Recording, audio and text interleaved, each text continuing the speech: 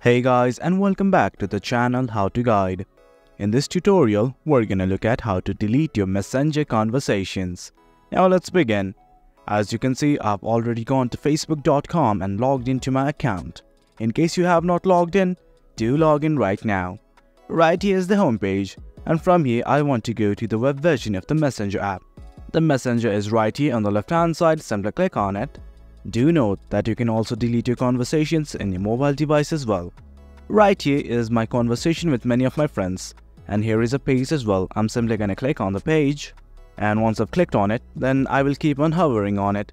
You will notice that there are these three dots right here. Just click on them and something like this will open up. There are many options available. You can mark it unread, mute notifications, view the profile, but for now we simply want to delete our chat.